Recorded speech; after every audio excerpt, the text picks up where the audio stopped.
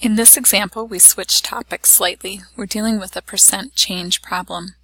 In your pre-lecture notes, there was a formula for percent change, and it is a formula that you want to have memorized. So in your notes, we had the formula percent, and we used the delta for change, and the percent change formula is equal to the new minus the old divided by the old times 100%. It is an easy formula to memorize because you need to know it, but using a play on words, the formula spells know, N-O-O.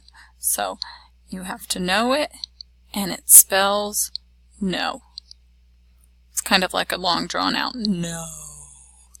Alright, so looking at this problem, first thing we want to do is determine which numbers are which.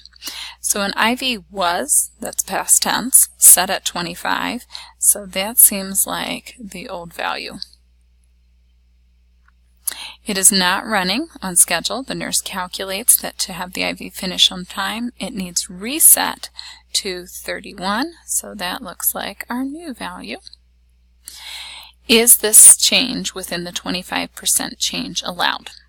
So we need to know the percent change. So we'll take our new value, 31, subtract our old, 25, divide by our old, which is 25, multiply by 100 to change that decimal to a percent. Order of operations kicks in here, so this fraction bar serves as a grouping symbol. We have to do the math on top first. So 31 minus 25 is going to be 6.